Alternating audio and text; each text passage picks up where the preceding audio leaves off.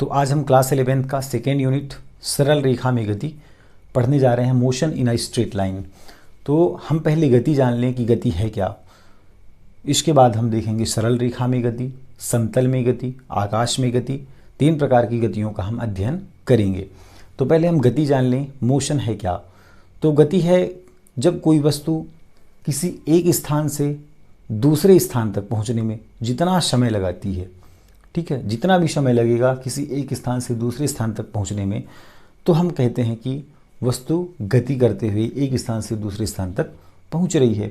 हम कह सकते हैं कि जब कोई वस्तु समय के सापेक्ष अपनी स्थिति में परिवर्तन करती है तो उसे गति कहते हैं। ठीक है, कोई वस्तु है वह t1 समय पर बिंदु A पर है तथा t2 समय पर बिंदु B पर पहुंच गई, मतलब वह वस्तु कुछ ना कुछ दूरी तय कर ली गति करते हुए, है ना।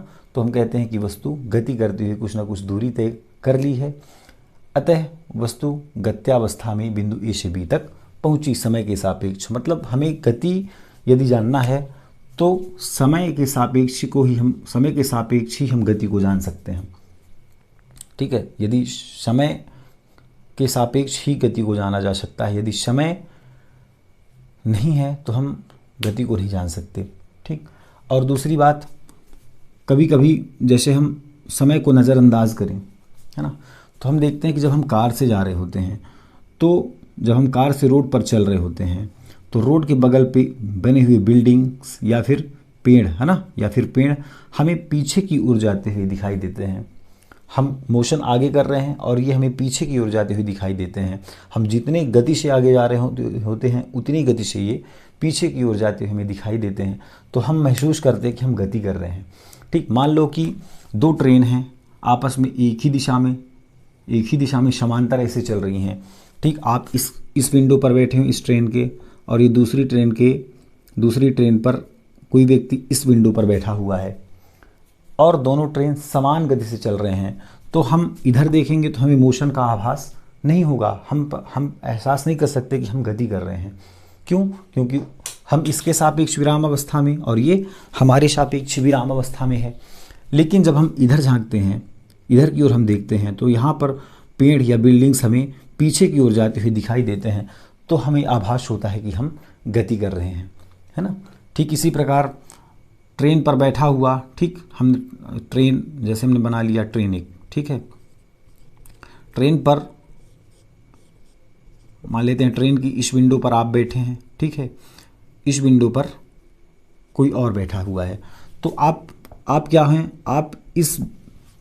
आप दोनों एक दूसरे के सापेक्ष विराम अवस्था में हैं, जबकि ट्रेन गति कर रही है आगे की ओर, ट्रेन गत्यावस्था में है। तो आप इसको देखेंगे तो आपके लिए ये विराम अवस्था में है और इसके लिए आप विराम अवस्था में हैं। लेकिन कोई व्यक्ति बाहर से यदि आपको देखे तो आप दोनों इसके सापेक्ष गत्यावस्था में नजर आएंगे। आप गति कर रहे हैं दोनों के सापेक्ष, इसके सापेक्ष आप दोनों गति कर रहे हैं, लेकिन आप दोनों एक दूसरे के सापेक्ष विरामावस्था में हैं। ठीक है, तो हम कह सकते हैं कि जो गति है, गति या विराम दोनों सापेक्ष शब्द हैं। हम गति या विराम तभी बता सकते हैं जब उसके सापेक्ष कोई स्थिर बिंदु हो या स्थिर पिंड हो या स्थिर वस्तु हो या कोई व्यक्ति हो। हाँ, वह व्यक्ति ही बता सकता है, वह वस्तु या वह बिंदु ही निश्चित कर सकती है कि कोई वस्तु या तो मोशन की अवस्था में है या फिर रेस्ट में है। ठीक है, तो इसके लिए देखते हैं कि कई बार हम गतियों का अध्ययन करते हैं तो कई बार गतियाँ हमें दृश्य होती हैं और कई बार गतियाँ हमें अदृश्य होती हैं। तो दृश्य गतियाँ क्या हैं? जैसे वायुयान की गति हमें दिखाई देती है कि वायुयान गति कर रही है। ठीक, पक्षियों की गति हमें दिखाई दे रही है कि पक्षियाँ गति कर रही हैं। ठीक है, और अदृश्य गतियाँ जैसे कि तारों की गति, तारे हमें अंतरिक्ष में कैसे दिखाई देते हैं? एक स्थान पर स्थिर दिखाई देते हैं, है ना, जबकि ऐसा नहीं है। जो तारे हैं वे भी यूनिवर्स में किसी न किसी केंद्र की परिक्रमा कर रहे होते हैं। तो अदृश्य गतियाँ भी होती हैं और दृश्य गतियाँ भी होती हैं। जैसे हम पृथ्वी पर बैठे हुए हैं, पृथ्वी क्या कर रही है? पृथ्वी सूर्य के चारों ओर, सन के चारों ओर अर्थ जो है वह दीर्घवृत्तीय कक्ष में से परिक्रमण कर रही है, लेकिन हमें गति का आभास नहीं होता। क्यों?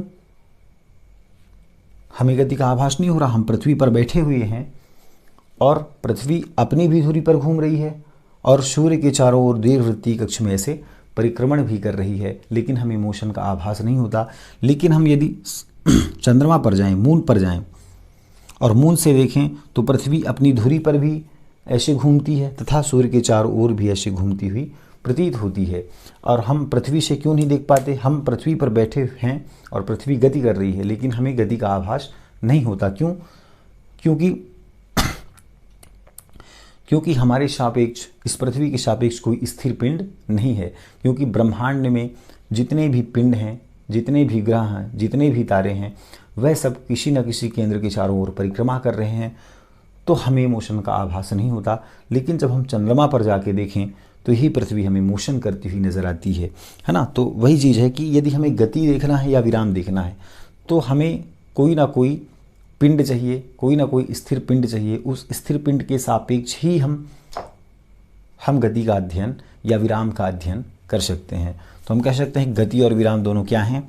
गति और विराम दोनों सापेक्ष शब्द हैं। गति और विराम सापेक्ष शब्द हैं, है ना। अब सापेक्ष का मतलब आप समझ चुके हैं, सापेक्ष है क्या? सापेक्ष मीन्स यदि गति को समझना है तो कोई स्थिर पिंड होना चाहिए, यदि विराम को समझना है तो कोई स्थिर पिंड होना चाहिए। क्योंकि कभी कभी हम गति कर रहे होते हैं तो हम गति तो कर रहे हैं लेकिन हम विराम अवस्था में नज़र आते हैं। जैसे हम रेल पर चढ़े हैं तो रेल पर हम अपने सहपाठियों के साथ विराम अवस्था में नज़र आ रहे हैं, लेकिन हम कर क्या रहे हैं? हम गति कर रहे हैं। ट्रेन गति कर रही है, मतलब ट्रेन के साथ हम भी गति कर रहे हैं उसी स्पीड से। तो ये आभास कौन करेगा? हम अपने सहपाठी को देखें तो हम विराम अवस्था में हैं, लेकिन उसी ट्रेन पर बैठे हम हैं और हमें कोई प्लेटफॉर्म पर खड़ा व्यक्ति देखे तो हम उसके सापेक्ष गति कर रहे हैं, क्योंकि ट्रेन गति कर रही है ना। तो विराम और गति को समझने के लिए हमें स्थिर पिंड की आवश्यकता होगी या सापेक्ष शब्द की आवश्यकता होगी। हम किसी न किसी के सापेक्ष ही विराम और गति को समझा सकते हैं। बात समझ आई गति की कि गति है क्या? ठीक। अब बात करते हैं बिंदु वस्तु के ऊपर, पॉइंट ऑब्जेक्ट, है ना। अब बात करते हैं बिंदु वस्तु के ऊपर।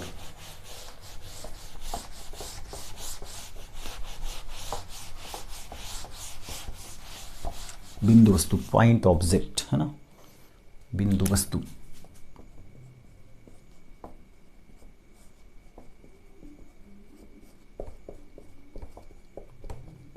Point object.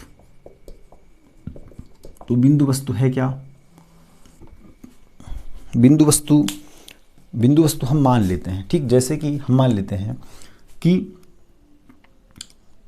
मुंबई से दिल्ली की दूरी, ठीक है, मान लिया हमने कि जितनी भी होगी मुझे नहीं पता, मान लेते हैं 900 किलोमीटर है, ठीक। अब इस 900 किलोमीटर की दूरी को या तो हम ट्रेन से तय करें, या फिर बस से तय करें, या वायुयान से तय करें, तो सबसे अधिक लंबाई किसकी होगी? ट्रेन की होगी, है ना।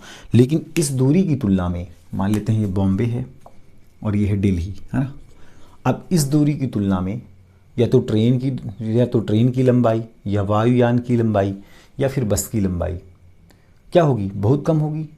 इस दूरी की तुलना में 900 किलोमीटर की दूरी है तो ट्रेन की लंबाई मैक्सिमम कितनी होगी आपकी? 300 मीटर, ठीक है। या फिर बस की लंबाई कितनी होगी? 10 मीटर, 15 मीटर। वायुयान की लंबाई वही 15 से 20 मीटर। तो इस दूरी की तुलना में इसकी लंबाई बहुत कम है, इस वस्तु की लंबाई बहुत कम है, जो वस्तु इस दूरी को तय करने वाली है। तो हम उस वस्तु को बिंदु वस्तु मान लेते हैं। या ये कह सकते हैं जब किसी वस्तु का आकार मान लेते हैं, ये बस है कोई, है ना, ये ऐसे कोई बस है, तो बस का आकार क्या होगा? इस दूरी की तुलना में बहुत कम होगी। तो जब किसी वस्तु का आकार तय की गई दूरी की तुलना में बहुत कम हो तो उस वस्तु को हम बिंदु वस्तु मान लेते हैं। इसको लिख सकते हैं, जब किसी वस्तु का आकार, वस्तु क्या हो सकती है जिससे आप गति कर रहे हैं? कार हो सकती है, बाइक हो सकती है ना, वायुयान, रेलगाड़ी, बस, कुछ भी हो सकती है। जब किसी वस्तु का आकार तय की गई दूरी की तुलना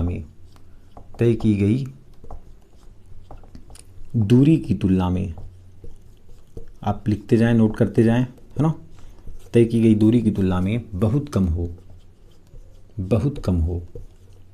तो हम देख रहे हैं कि वस्तु का आकार तय की गई दूरी की तुलना में बहुत कम है, तो हम तो उस वस्तु को बिंदु वस्तु मान लेते हैं। तो उस वस्तु को बिंदु वस्तु मान लेते हैं, बिंदु वस्तु मान लेते हैं। बात समझ आ रही है ना? ये कोई वस्तु है, तय की गई दूरी की तुलना में यदि इसका आकार बहुत कम है तो इस वस्तु को हम बिंदु वस्तु मान लेते हैं। जैसे क्रिकेट के खेल में जब हम क्रिकेट खेल रहे होते हैं तो जो गेंद का आकार होता है वह उस गेंद द्वारा तय की गई दूरी की तुलना में बहुत कम होता है। गेंद का आकार छोटा सा होता है, तय की गई दूरी बहुत अधिक होती है ना? बार बार हम बाउंड्री पे छक्के और चौके लगा रहे होते हैं तो तय की गई दूरी की तुलना में उस गेंद का आकार बहुत कम होता है, तो उस गेंद को हम बिंदु वस्तु मान लेते हैं। ठीक है। जिस प्रकार पृथ्वी सूर्य के चारों ओर दीर्घवृत्ताकार कक्ष में परिक्रमण करती है, तो पृथ्वी जो सूर्य के चारों ओर परिक्रमण कर रही होती है उस दूरी की तुलना में पृथ्वी के आकार को हम नगण्य मान सकते हैं, तो पृथ्वी को हम बिंदु वस्तु मान सकते हैं। ठीक है। वास्तव में जो बिंदु वस्तु होती है, तो बिंदु वस्तु नाम की कोई चीज़ होती नहीं। हम गणितीय समस्या को हल करने के लिए ऐसे बड़े डिस्टेंसों में उस वस्तु को, जो उस बड़े डिस्टेंस को तय कर रही है, उस वस्तु को हम बिंदु वस्तु मान लेते हैं किसी गणितीय समस्या को हल करने के लिए। ठीक है। अब बात करते हैं हम गतियों की, है ना? तो गति हम कैसे करेंगे? सरल रेखा में गति करेंगे, ठीक, समतल में गति करेंगे, आकाश में गति करेंगे। तो उन गतियों के बारे में हम देखेंगे। ठीक है। बात समझ आइए, इसको मिटा दें बिंदु वस्तु को। अब हम बात करेंगे एक विमीय गति की। इसकी बात करेंगे एक विमीय गति की, है ना? एक विमीय, द्विमीय तथा त्रिविमीय गतियाँ क्रमवाई देखें तो पहला है एक विमीय गति। एक विमीय गति, है ना? तो एक विमीय गति क्या है? एक विमीय मतलब एक विमा में गति। एक विमा में गति मतलब एक डायरेक्शन में गति, एक दिशा में गति, है ना? तो जब कोई वस्तु, इसको हम लिख सकते हैं, जब कोई वस्तु एक विमीय गति, जब कोई वस्तु एक सरल रेखा में गति करती है, एक सरल रेखा में, एक विमीय मीन्स एक डायरेक्शन में। एक डायरेक्शन क्या हो सकता है? एक डायरेक्शन मीन्स एक ही दिशा में, मतलब सरल रेखा में। जब कोई वस्तु एक सरल रेखा में गति करती है तो वस्तु की गति को या उस वस्तु की गति को एक विमीय गति कहते हैं। बात समझ आ रही है? एक विमीय गति कहते हैं, है ना? अब इसको समझने के लिए हम कहते हैं, इसको समझने के लिए हम एक्सिस बना लें। ठीक, जैसे ये हो गया एक्स एक्सिस, है ना? इसको हमने मान लिया वाई एक्सिस और इसको हमने मान लिया जेड एक्सिस। ये एक्सिस कैसे होंगे? एक दूसरे के परपेंडिकुलर होंगे, एक दूसरे के लंबवत होंगे। ये इसकी 90 डिग्री है, ये इसकी 90 डिग्री है, ये इसकी 90 डिग्री है। ठीक, तीनों एक दूसरे के परपेंडिकुलर होते हैं। और ये बनता कैसे है? जैसे ये हो गया, ये आपका हो गया एक्स एक्सिस, है ना? ये हो गया आपका एक्स एक्सिस और ये हो गया आपका वाई एक्सिस। ठीक, ऊपर ऐसे वाई हमने बना दिया और जेड एक्सिस ऐसे होता है। ठीक, तीनों आपस में परपेंडिकुलर होते हैं। जेड एक्सिस आपकी ओर होता है ऐसे। ठीक है, तो ये जो जेड एक्सिस है वह ऐसा है। ठीक, जेड एक्सिस आपका ऐसा है। इसको बनाते नहीं बन रहा तो उसको नीचे ले जा सकते हैं, ले जाया गया, लेकिन ये ऐसा है बिल्कुल सीधे। ठीक है, जेड एक्सिस, है ना? तो जब वस्तु कहाँ गति करे? एक सरल रेखा पर।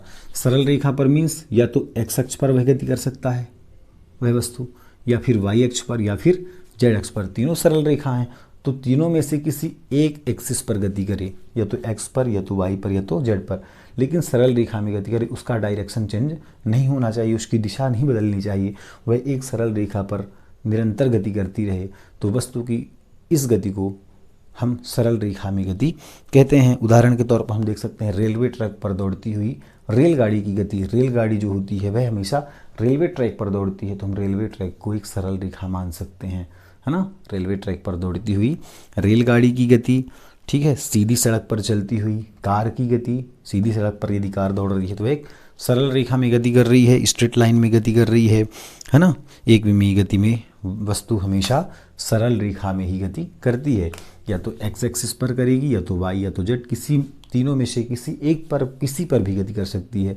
पर यदि वह एक्सिस पर गति कर रही है तो मतलब एक्स पर ही गति करेगी, वाई पर कर रही है मीन्स वाई पर ही करेगी, जेड पर कर रही है मीन्स जेड पर ही करेगी, है ना। तो ये एक्स एक्सिस है, इसको हम मूल बिंदु मान सकते हैं ओ, है ना।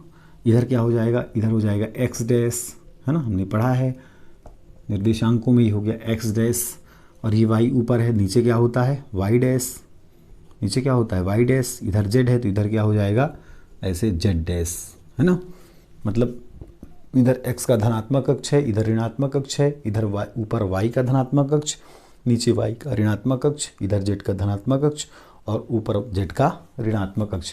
तो एक्स वाई जेड हम किसी को भी मान सकते हैं, यहाँ एक्स यहाँ वाई यहाँ जेड, या फिर यहाँ एक्स यहाँ वाई यहाँ जेड, हम एक्स वाई जेड कहीं भी मान सकते हैं। ये कोई बाउंडेशन नहीं है कि आपको एक्स ही मानना है, वाई यहाँ मानना है, जेड यहाँ मानना है। आप स्वतंत्र हैं, आप कहीं पर भी एक्स वाई जेड मान सकते हैं, ठीक है।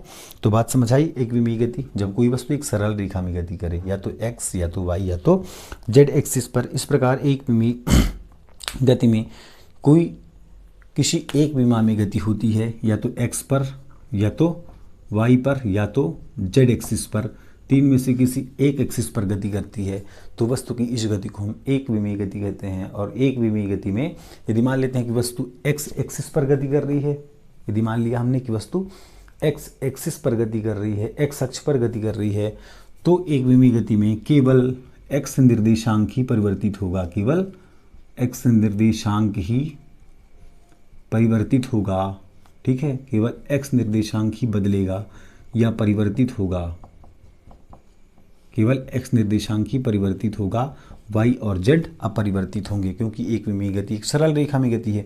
यदि वस्तु वाई अक्ष पर गति कर रही है तो केवल वाई निर्देशांक परिवर्तित होगा, जेड और एक्स अपरिवर्तित होंगे। यदि वस्तु जेड अक्ष पर गति कर रही है तो एक्स और वाई निर्देशांक परिवर्तित होंगे, केवल जेड अक्ष ही परिवर्तित होगा। बात समझ आ रही है, ठीक है। ये हो एक विमीय गति। अब बात करते हैं द्विविमीय गति की, है ना। बात करें द्विविमीय गति की। द्विविमीय गति, टू डायमेंशनल मोशन, द्विविमीय गति, दो विमाओं में गति, दो दिशाओं में गति। द्विविमीय गति नाम से स्पष्ट है, दो विमाओं में गति, दो दिशाओं में गति। तो दो दिशाओं में गति कैसी होगी, समतल पर गति होगी, है ना। दो दिशाओं में गति मीन्स समतल पर गति। जब कोई वस्तु समतल पर गति करती है, किसी भी समतल पर गति कर सकती है ना, समतल पर गति करती है, तो उसकी इस गति को द्विविमीय गति कहते हैं। उसकी इस गति को द्विविमीय गति कहते हैं, ठीक।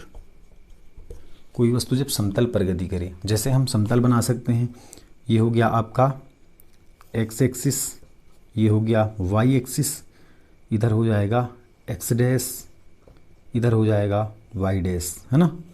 तो इस पर देख सकते हैं कि यदि कोई वस्तु एक वृत्तीय गति कर रही है, कोई वस्तु एक वृत्तीय गति कर रही है, इस दिशा में ऐसे मोशन कर रही है ना, तो वह वस्तु समतल में गति कर रही है। बात समझ आ रही है। यदि दो दिशाओं में गति कर रही है एक्स वाई तल पर, तो वह वस्तु समतल में गति कर रही है। जैसे वृत्तीय गति हो गया जमीन पर रेंगते हुए कीड़े की गति। जब कीड़ा जमीन पर रेंगता है तो वह एक सरल रेखा में ही नहीं चलेगा, वह समतल पर किसी भी दिशा में जा सकता है, मतलब दो विमाओं में वह गति कर सकता है। तो जमीन पर रेंगते हुए कीड़े की गति, बिलियर्ड गेंद की गति, वृत्तीय गति आदि द्विविमीय गतियों के उदाहरण हैं। और द्विविमीय गति में मान लेते हैं यदि वस्तु एक्स वाई तल पर गति कर रही है, यदि वस्तु एक्स वाई तल पर गति कर रही है तो केवल एक्स व वाई निर्देशांक ही परिवर्तित होंगे, है ना। वाई निर्देशांक ही परिवर्तित होंगे और जेड निर्देशांक अपरिवर्तित रहेगा, ठीक है। दो दिशाओं में जब गति होगी तो दो निर्देशांक बदलेंगे जिन निर्देशांकों में गति होगी। यदि एक्स वाई निर्देशांक में गति हो रही है तो एक्स वाई निर्देशांक परिवर्तित होगा, एक्स वाई तल पर गति होगी तो एक्स वाई निर्देशांक परिवर्तित होंगे, जेड निर्देशांक परिवर्तित होगा। यदि वाई जेड तल पर गति हो रही है तो वाई जेड निर्देशांक परिवर्तित होंगे, एक्स निर्देशांक अपरिवर्तित होगा। यदि एक्स जेड तल पर गति हो रही है तो एक्स जेड निर्देशांक परिवर्तित होंगे, वाई निर्देशांक अपरिवर्तित होगा, है ना। तो द्विमीय गति आप समझ चुके। द्विमीय गति के उदाहरण क्या हैं? समतल पर गति के उदाहरण हैं जमीन पर रेंगते हुए कीड़े की गति, बिलियर्ड गेंद की गति, वृत्तीय गति आदि गतियाँ द्विमीय गतियों के उदाहरण। जो भी गति कहाँ हो सके? समतल पर हो सके। ठीक, जैसे नदी पर नाव की गति, है ना, नदी पर नाव की गति समतल में गति कर रही है तो वह द्विमीय गति का उदाहरण है। अब बात करते हैं त्रिविमीय गति की, है ना। त्रिविमीय गति त्रिविमीय गति, त्रिविमीय मीन्स तीनों विमाओं में गति। तो त्रिविमीय गति किसे कहेंगे? त्रिविमीय गति तीनों विमाओं में गति, तीनों दिशाओं में गति। मतलब एक ऐसी गति, कोई ऐसी वस्तु होगी जो तीनों विमाओं में गति कर सके, मीन्स आकाश में गति कर सके। जैसे मान लेते हैं ये वस्तु आकाश पर स्थित है तो यह इस बिंदु से, मान लेते हैं इस बिंदु पर कोई वस्तु है तो यह इस बिंदु से ऊपर भी जा सके, नीचे भी जा सके, दाएं भी जा सके, बाएं भी जा सके, ठीक, ऐसे भी जा सके, ऐसे भी जा सके। मतलब सभी तरह वह गति कर सके। सभी प्रकार की गतियाँ यदि पॉसिबल हों उस वस्तु पर तो उस वस्तु की गति को हम त्रिविमीय गति कहते हैं। और ऐसी गतियों के उदाहरण क्या है? पक्षियों की गति, है ना। पक्षी जो होती है वह आकाश पर यदि है तो वह ऊपर भी जा सकती है और नीचे भी आ सकती है, दाएं बाएं भी जा सकती है और ऐसी गति भी कर सकती है, या तो ऐसे या तो ऐसे। तो वायुयान की गति, वायुयान भी आकाश में किसी तरह ऊपर भी जा सकती है, नीचे भी आ सकती है ना। तो वायुयान की गति हो गई आपकी, ठीक है। चिड़िया की गति, वायुयान की गति, गैस के अणुओं की गति। गैस के अणु अनियमित रूप से गति करते हैं, है ना। गैस के अणु जो होते हैं वह अनियमित रूप से गति करते हैं तो उनकी गतियों को हम त्रिविमीय गति कह सकते हैं। तो त्रिविमीय गति हम परिभाषा क्या लिखेंगे? जब कोई वस्तु आकाश में गति करती है। कहाँ गति करेगी? अब वस्तु आकाश में, तो उसकी इस गति को त्रिविमीय गति कहते हैं। जब कोई वस्तु आकाश पर गति करती है, जब कोई वस्तु आकाश पर गति करती है तो उसकी इस गति को त्रिविमीय गति कहते हैं। त्रिविमीय गति कहते हैं, है ना। त्रिविमीय गति कहते हैं। मान लेते हैं कि कोई पॉइंट है P, है ना, कोई पॉइंट है P, वह एक्स तल, वाई तल, जेड तल तीनों पर गति करे। एक्स तल पर भी, एक्स अक्ष पर भी, वाई अक्ष पर भी, जेड अक्ष पर भी, या एक्स वाई तल पर, वाई जेड तल पर, जेड एक्स तल पर, तीनों तल पर वह गति कर सके तो उसके निर्देशांक क्या हो जाएंगे? P X Y Z. वह तीनों तल पर, तीनों निर्देशांकों पर गति कर सकती है तो उसके निर्देशांक एक्स वाई जेड होंगे। मतलब वह वस्तु आकाश पर गति कर रही है, मतलब वह वस्तु सरल रेखा में भी गति कर सकती है, वह वस्तु समतल पर भी गति कर सकती है और वह वस्तु आकाश पर भी गति कर सकती है। ऐसी गतियों को हम त्रिविमीय गति कहते हैं, आकाश पर गति कर सके, ठीक है। जैसे वायुयान की गति, है ना, उड़ते हुए पतंग की गति, चिड़िया की गति आदि त्रिविमीय गतियों के उदाहरण हैं। तो त्रिविमीय गति में तीनों निर्देशांक, है ना, एक्स वाई व जेड, तीनों निर्देशांक परिवर्तित होते हैं। तीनों निर्देशांक परिवर्तित होते हैं, तीनों परिवर्तित होंगे, परिवर्तित होते हैं, है ना। तो एक्स वाई व जेड तीनों निर्देशांक परिवर्तित होते हैं, तीनों निर्देशांक बदलते हैं त्रिविमीय गति में। बात समझ आई, है ना। तो गतियाँ एक विमीय गति, दो विमीय गति, त्रिविमीय गति। एक विमीय गति सरल रेखा में गति, द्विविमीय गति समतल पर गति और त्रिविमीय गति आकाश पर गति। जब कोई वस्तु आकाश में गति करे, तीनों निर्देशांक परिवर्तित हों एक्स वाई और जेड, तो वह गति त्रिविमीय गति कहलाती है, ठीक है। ये आज हमने जाना गति तथा गति किसके सापेक्ष गति होगी? समय के सापेक्ष और स्थिर पिंड के सापेक्ष। तो हम गति क्या कह सकते हैं? जब कोई वस्तु समय के साथ अपनी स्थिति बदले तो हम उसे कहते हैं गति, ठीक है। और जब कोई वस्तु समय के साथ किसी स्थिर पिंड के सापेक्ष अपनी गति को परिवर्तित करती है, अपनी स्थिति को परिवर्तित करती है, जब कोई पिंड या वस्तु समय के साथ किसी स्थिर पिंड या वस्तु के सापेक्ष अपनी स्थिति में परिवर्तन करती है तो उस वस्तु को हम गति की अवस्था में कहते हैं कि वह वस्तु गति कर रही है, गत्यावस्था में है ना। तो कई बार गतियाँ हमें दृश्य होती हैं, कई बार अदृश्य होती हैं, ठीक है। और ये हमें दृश्य अदृश्य का पता चलता है कि वस्तु गति कर रही है कि विराम में है। एक्चुअल में वस्तु जो होती है वह विराम की अवस्था में होती ही नहीं, क्योंकि यूनिवर्स में ऐसा कोई पिंड नहीं है, ऐसा कोई ग्रह, ऐसा कोई तारा नहीं है जो कि विराम अवस्था में हो, है ना। सभी ग्रह या तारे किसी ना किसी सेंटर के चारों ओर गति कर रहे होते हैं। तो हम जानते हैं कि इस संसार में कोई भी पिंड विरामावस्था में नहीं है। लेकिन हम कह सकते हैं कि कोई वस्तु विरामावस्था में है, तो विराम और गति को समझाने के लिए हमें सापेक्ष शब्द की उपयोगिता होती है, या किसी वस्तु के सापेक्ष ही हम कह सकते हैं कि यह वस्तु गति कर रही है या यह वस्तु विरामावस्था में है। तो हमें किसी न किसी स्थिर पिंड, वस्तु या बिंदु का सहारा लेना पड़ता है किसी भी वस्तु को गति या विराम की अवस्था में बतलाने के लिए। फिर हमने जाना कि गतियाँ एक विमीय गति, द्विविमीय गति, त्रिविमीय गतियाँ हैं क्या। ठीक है, अब हम कल पढ़ेंगे दूरी तथा विस्थापन। धन्यवाद।